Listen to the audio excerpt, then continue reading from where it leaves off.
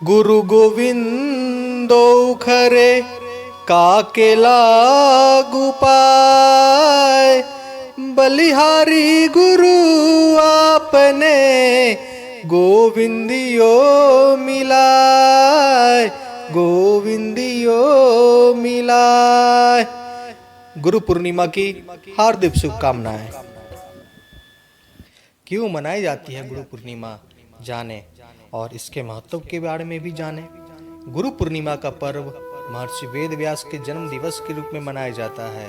वेद व्यास जो ऋषि पराशर के पुत्र थे, शास्त्रों के अनुसार महर्षि व्यास को तीनों कालों का ज्ञाता माना जाता है।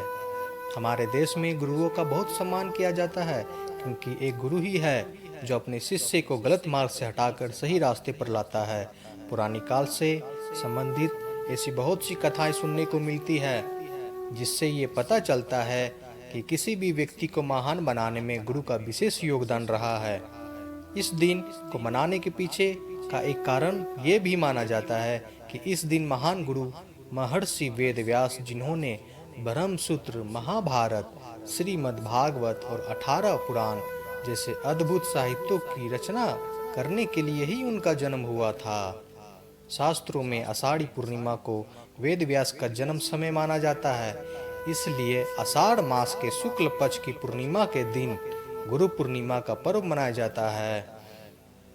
इस दिन सभी शिष्य अपने अपने गुरुओं का आशीर्वाद लेते हैं और उन्होंने अब तक जो कुछ भी दिया उसके लिए धन्यवाद करते हैं। तो आइए इसके क्या महत्व है गुरु पूर्णिमा के, ये जाने। गुरु पूर्णिमा का महत्व। गुरु के बिना एक शिष्य के जीवन का कोई अर्थ नहीं है। रामायण से लेकर महाभारत तक गुरु का स्थान सबसे महत्वपूर्ण और सर्वोच्च रहा है।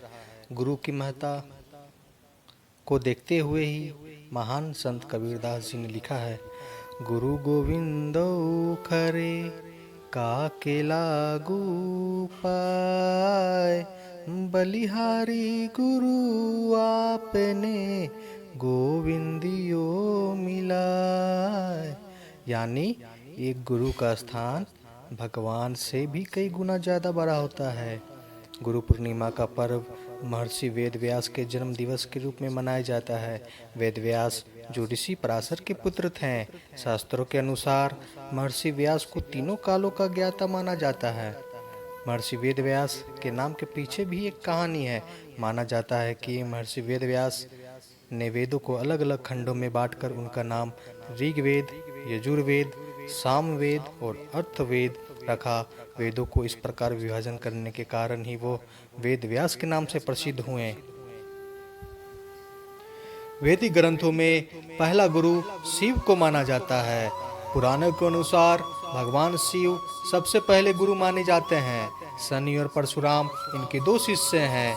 शिव जी ने ही सबसे पहले धरती पर आकर सभ्यता और धर्म का प्रचार प्रसार किया था, इसलिए उन्हें आदि देव, आदि गुरु और आदिनाथ भी कहा जाता है। आदि गुरु शिव ने शनि और परशुराम के साथ साथ अन्य लोगों को भी अपना शिष्य बनाया।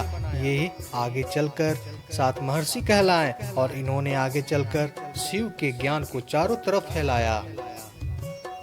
तो कैसी लगी आज की ये कहानी? ऐसी और नई कहानी के लिए हमारे चैनल JSR को तुरंत सब्सक्राइब करें। धन्यवाद। जय श्री राम। गुरु पूर्णिमा की हार्दिक शुभकामनाएं।